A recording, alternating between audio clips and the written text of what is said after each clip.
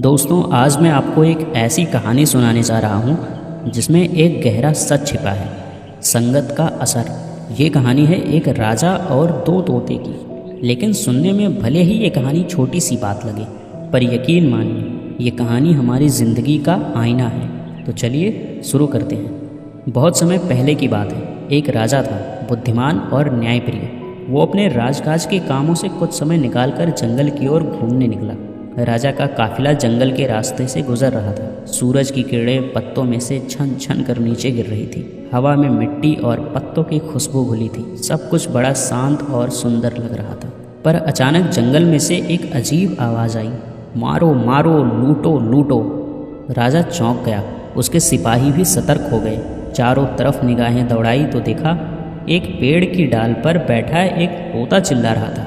राजा को अपने कानों पर भरोसा ही नहीं। उसने सोचा, अरे ये कैसा तोता है? पक्षी तो मीठी बोली के लिए जाने जाते हैं, ये गालियाँ क्यों दे रहा है और लूट पाट की बातें क्यों कर रहा है? राजा को बहुत गुस्सा आया। उसने अपने सिपाहियों से कहा, इसे पकड़ो। मगर सिपाही जैसे ही पास पहुँचे तोता फुर्र से उड़ गया। राजा ने सिर हिलाया और आगे बढ़ गया।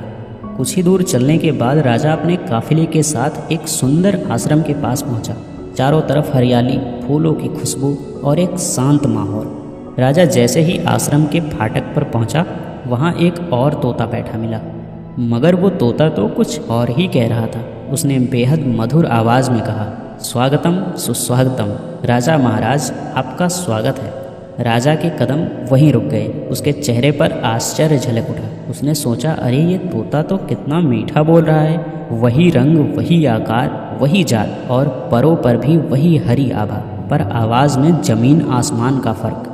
इतनी देर में आश्रम के ऋषि बाहर आ गए। उन्होंने राजा को देखा, हाथ जोड़कर बोले, आइए राजन, आपका स्वागत है। आपने हमारे आश्रम में पधार कर इसे पवित्र कर दिया। राजा मुस्कुराया। ऋषियों ने उन्हें भीतर बुलाया। आश्रम में उगे हुए फल, मीठे बेर, जामुन सब राजा को परोसे। राजा बहुत खुश हुआ। उसने ऋषियों से कहा, ऋषिवर एक बात पूछूं? अभी थोड़ी ही देर पहले एक तोता मिला था। वो गालियां दे रहा था, मारो मारो, लूटो लूटो कह रहा था। और यहाँ ये तोता इतना मीठा बोल रहा है। दोनों का रंग एक, आकार एक और शायद जात भी एक। फिर ऐसा कैसे हो सकता है? ऋषिवर मुस्कुरा दिए। उन्होंने राजा को पास बैठाया और कहा, राजन बात बस इतनी सी है। वो दोनों तोते एक ही माँ के बच्चे हैं। दोनों का जन्म एक ही घोंसले में हुआ। दोनों के पंखों का रंग, आवाज़ सब एक जैसे हैं, मगर उनकी परवरिश अलग अलग जगह हुई। एक तोता डाकुओं के हाथ लग गया। रोज़ उनकी गालियाँ सुनता, उनकी बातें सुनता और वही सीख गया, मारो मारो, लूटो लूटो। दूसरा तोता मेरे आश्रम में आ गया और यहाँ उसने ऋषियों के मुंह से मधुर वचन सुने और वही बोलने लगा। राजा, दोस्त तो इन तोतों का भी नहीं है, दोस्त तो संगत का है। जैसा वातावरण वैसी भाषा और वैसा ही व्यवहार। इंसानों के साथ भी ऐसा ही होता है। इंसान जैसी संगत में रहता है वैसे ही विचार और आदतें उसके अंदर घर बना लेती हैं। राजा ऋषि की बात सुनकर गहरी सोच में पड़ गया।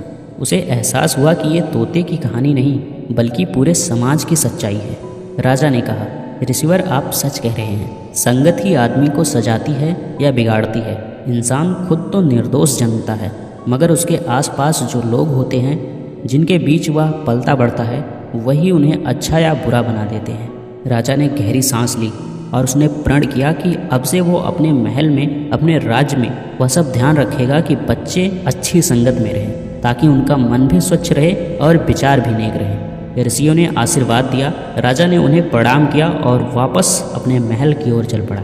लेकिन उसके दिल में ऋषि की बात हमेशा के लिए बस गई। दोस्तों, कहानी तो खत्म हो गई, मगर सोचने वाली बात यही है, हम सब अपने बच्चों, अपने दोस्तों, यहाँ तक कि खुद पर भी ध्यान दें कि किसके साथ उठते बैठते हैं, कौन सी बातें सुनते हैं और क्या आदतें सीख रहे हैं। अगर आपको ये कहानी पसंद आई हो तो लाइक कीजिए, शेयर कीजिए और हमारे चैनल को सब्सक्राइब करना मत भूलिए। फिर मिलेंगे एक और नई कहानी के साथ। तब तक के लिए जय हिंद।